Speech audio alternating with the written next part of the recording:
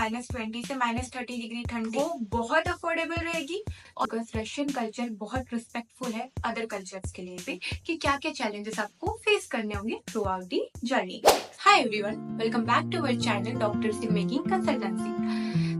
आज की वीडियो के टाइटल से आप सब समझ गए होंगे कि ये वीडियो खास उन बच्चों के लिए है जो प्लान कर रहे हैं अपनी एमबीबीएस डिग्री के लिए इंडिया से रशिया मूव करने की। आज की वीडियो में मैं आपके साथ कुछ पॉइंट शेयर करूंगी which is basically advantages and disadvantages, not disadvantages actually, challenges. हम चैलेंजेस बोलेंगे कि क्या क्या चैलेंजेस आपके सामने आएंगे जब आप इंडिया से रशिया मूव करते हो अपने एमबीबीएस जर्नी की शुरुआत के लिए।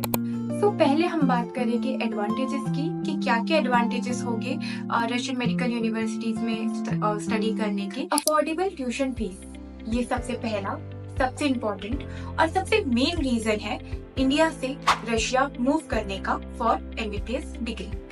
जो सबसे बड़ा डिफरेंस क्रिएट करता है ना इंडियन प्राइवेट मेडिकल इंस्टीट्यूट में और रशियन मेडिकल यूनिवर्सिटीज में, वो है इनका अपना अपना बजट।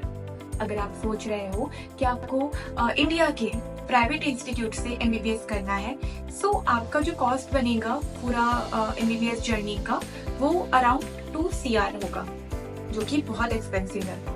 यही अगर आप रशिया मूव करते हो, रशियन मेडिकल यूनिवर्सिटीज के बारे में सोचते हो, तो इनका जो पैकेज है पूरा 6 साल का वो शुरू होगा 18 लाख से 35 लाख तक हो जाएगा। अब ये डिपेंड करता है आप पर कि आप कौन सी रशियन मेडिकल यूनिवर्सिटी को सिलेक्ट करते हो, वो कहाँ पर है और उसका क्या बजट है। लेकिन अगर आप कोई भी रशियन मेडिकल यूनिवर्सिटी को आप सिलेक्ट कर लो as compare to Indian private medical institute, वो बहुत अफोर्डेबल रहेगी और बहुत लेस बजट में रहेगी। तो ये एक रशिया की तरफ से इंडियन स्टूडेंट्स को बहुत बड़ा एडवांटेज है कि वो अपने ड्रीम को पूरा कर सकते हैं अपने बजट के अकॉर्डिंग। तो आपके लिए बेटर ऑप्शन है कि आप रशियन मेडिकल यूनिवर्सिटीज को चूज करें। आपको वहाँ पे आपके बजट के अकॉर्डिंग बेस्ट यूनिवर्सिटीज प्रोवाइड की जाएगी। जब भी आप कोई कंसल्टेंसीज में जाते हो, जैसे अगर आप हमारी कंसल्टेंसी में विजिट करते हो, तो हमारे काउंसलर्स आपके बजट के अकॉर्डिंग आपको बेस्ट यूनिवर्सिटी सजेस्ट करेंगे। देन आप सिलेक्ट करोगे कि आपको कौन सी यूनिवर्सिटीज आपको सही लग रही है, कौन सी आपके लिए सुटेबल है। देन फिर वहां से आपका एडमिशन प्रोसेस उस यूनिवर्सिटी के लिए शुरू हो जाएगा। अब हम बात करते हैं अपने सेकेंड एडवांटेज की, that is quality of education. हम सब जानते हैं कि रशिया कितनी वेल डेवलप्ड कंट्री है। वहाँ का जो एजुकेशन सिस्टम है, वहाँ का जो हेल्थ केयर डिपार्टमेंट है, वो as compare to other countries बहुत ज्यादा एडवांस लेवल पर है। जो फैसिलिटीज आपको यहाँ पे अपोलो में, एम्स में देखने मिल रही है, वही सेम फैसिलिटीज आपको रशिया के कोई भी लोकल हॉस्पिटल्स में दिख जाएगी। तो आपको मेडिकल एक्सपोजर भी काफी अच्छे वे में वहाँ पर देखने मिलेगा। अब बात करते हैं टीचर्स की, तो डेफिनेटली जिस कंट्री का एजुकेशन सिस्टम इतना एडवांस लेवल पर है, वहाँ की टीचर्स भी आपको बहुत वेल क्वालिफाइड मिलेगी और वेल एक्सपीरियंस टीचर आपको वहाँ पे मिलेगी। इंफ्रास्ट्रक्चर भी आपको काफी एडवांस लेवल का मिलेगा, काफी मॉडर्न तरीके से तैयार किया हुआ मिलेगा। अगर हम बात करें हॉस्पिटल्स की, तो कोई भी यूनिवर्सिटी आप चूज कर लो रशिया की, वहां पर कम से कम उसके कैंपस में आपको कम से कम 9 और ज्यादा से ज्यादा 35 हॉस्पिटल्स आपको अफिलिएटेड मिलेंगे। तो आपको मेडिकल एक्सपोजर भी काफी अच्छा मिलेगा अपनी मेडिकल प्रैक्टिस के लिए। अब हम बात करते हैं अपने वीडियो के थर्ड एडवांटेज की, that is mode of education. According to NMC guideline, आप कोई भी कंट्री से एमबीबीएस करते हो, कोई भी यूनिवर्सिटी से आप एमबीबीएस करते हो, तो जो आपकी एमबीबीएस की डिग्री है वो इंग्लिश में होना बहुत जरूरी है। जितनी भी रिन्यूड मेडिकल यूनिवर्सिटीज है इन रशिया, वो जो आपको डिग्री प्रोवाइड करेगी, जो एजुकेशन प्रोवाइड करेगी, वो प्रॉपरली इंग्लिश में होगा। यहाँ पर भी आपको टेंस होने की जरूरत नहीं है कि आपको जो डिग्री मिलेगी वो इंग्लिश में होगी या नहीं होगी या कैसी होगी। अब हम आते हैं अपने वीडियो के फोर्थ पॉइंट पे, that is globally recognised degree. अब ये होता क्या है, देखिए, हम रशिया से पढ़ रहे हैं, हमने रशिया से एमबीबीएस किया, वहां पर आपने लाइसेंसिंग एग्जाम ली और आपको वहां से लाइसेंस मिल गया, तो आप वहां पे तो प्रैक्टिस कर ही सकते हो। बट अगर आप चाहते हो कि आप इंडिया में सेटल हो, तो आपको इंडिया की एंट्रेंस एग्जाम पास करनी होगी, दैट इज FMG। इसके बारे में तो ऑब्वियसली आपको नॉलेज होगा। ठीक उसी तरीके से अगर आप दुबई में सेटल होना चाहते हो, आप UK, US, आप कोई भी कंट्री में सेटल होना चाहते हो, तो वहाँ की एंट्रेंस एग्जाम आपको पास करनी होगी। लेकिन वो तभी होगा जब आपकी यूनिवर्सिटी ग्लोबली रिकॉग्नाइज्ड होगी।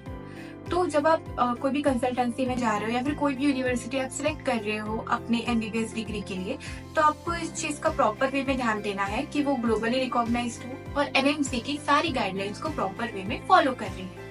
अब हम बात करते हैं अपने वीडियो के 5th पॉइंट पे, that is Russian culture and personal growth. अब सिंपल सी बात तो ये भी है कि अगर हम एक कंट्री से दूसरे कंट्री मूव कर रहे हैं तो डेफिनेटली कल्चर का तो फर्क आएगा ही आएगा, but don't worry about it because Russian culture बहुत रिस्पेक्टफुल है अदर कल्चर्स के लिए भी। वहाँ पर सभी कम्युनिटी के लोग बहुत रिस्पेक्टफुल वे में रहते हैं। डोंट वरी अबाउट इट, वहाँ पर आपको प्रॉपर वे में रिस्पेक्टफुल वे में आप अपनी स्टडीज कर सकते हो। जैसा न्यूज चैनल्स पर दिखाता है एक्चुअली वैसा कुछ नहीं होता है। So don't believe on fake rumours, fake news channel. एक रियल सोर्स पर बिलीव करे, खुद इन्वेस्टिगेट करे, थोड़ी रिसर्च खुद भी करिए। हमारा सबसे पहला चैलेंज होने वाला है language barrier. See we are Indians, okay, so हमें हिंदी आती है, हमें मराठी आती है, हमें इंग्लिश आती है, हमें और भी लैंग्वेजेस आती होगी, बट अगर हम बात करें पर्टिकुलर रशिया की, तो Russia is a Russian speaking country and Russia is very strict about their language. तो आप जब पहले बार रशिया में जाओगे, आप जब वहाँ पे स्टेप इन करोगे, फ्लाई करोगे, तो आपको थोड़ा कम्युनिकेट करने में प्रॉब्लम आएगा। ये बहुत बेसिक चैलेंज है जो आपको फेस करना होगा। So it's not a big difficulty, ये कोई बहुत बड़ा चैलेंज नहीं है आपके लिए। बस आप जाने से पहले जो बेसिक वर्ड्स हैं, जो बेसिक कम्युनिकेशन करने में आपको काम आ सकते हैं, ऐसी लैंग्वेज आप थोड़ा बहुत सीख लो। तो हमारा सेकंड चैलेंज होने वाला है रशिया का वेदर।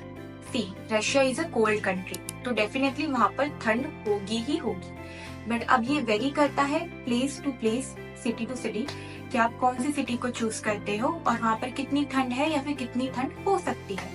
एग्जाम्पल के तौर पे ले लेते हैं, अगर आप साइबेरियन बेल्ट की तरफ जा रहे हो तो वहां आप देखोगे कि आपको -20 से -30 डिग्री ठंड दिखेगी।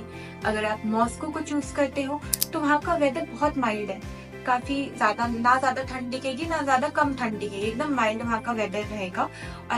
वहीं अगर आप ऑरेनबर्ग चूज करते हो या फिर ईस्टर्न साइड जाते हो, so as compare to Siberian belt, वहां पर आपको ठंड कम मिलेगी, डेफिनेटली ठंड ज्यादा ही होगी। तो आप उस तैयारी से जाइए, जब आपको पता है आप इस प्लेस पे जा रहे हो तो थोड़ी रिसर्च कर लीजिए उस प्लेस की कि वहाँ पे कितनी ठंड है, उसके अकॉर्डिंग आप अपने स्वेटर, अपनी पैकिंग उसी हिसाब से करिएगा, ठंड के कपड़े लेकर जाइए, पूरी तैयारी के साथ जाइए। जो हमारा थर्ड चैलेंज है वो है लाइसेंसिंग क्लियरिंग एग्जाम। जैसे कि वीडियो के स्टार्ट में मैंने आपको बताया था, तो लाइसेंस पाने के लिए आपको क्या करना होगा, लाइसेंसिंग क्लियरिंग एग्जाम को पास करना होगा। अब ये कोई बहुत बड़ी डिफिकल्टी नहीं है आपके लिए, क्योंकि आप एमबीबीएस कर रहे हैं, it means you are capable. आपने जो इतने सालों तक पढ़ाई करी है, सेम वही चीज आपको फिर से एग्जाम में लिखनी है। सो गाइज, ये वीडियो यहीं तक थी। Thank you so much for watching our video.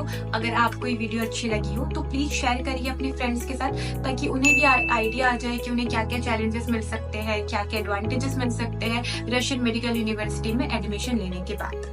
और अगर आप चाहते हैं कोई भी पर्टिकुलर यूनिवर्सिटी की इन्फॉर्मेशन जानना, तो आप हमें नीचे दिए गए नंबर पे कॉल कर सकते हैं, व्हाट्सएप कर सकते हैं, आप हमारे ऑफिस में भी विजिट कर सकते हैं। मैंने ऑफिस का एड्रेस और हमारा कॉन्टैक्ट नंबर नीचे डिस्क्रिप्शन बॉक्स में मेंशन कर दिया है। एंड रजिस्ट्रेशन शुरू हो चुके हैं यूनिवर्सिटीज के, सो अप्लाई करने के लिए भी आप हमें फोन कर सकते हैं। एंड अगर आपको कोई क्वेरीज है तो आप कमेंट बॉक्स में हमसे पूछ भी सकते हैं। Thank you so much again, मिलते हैं नेक्स्ट वीडियो में।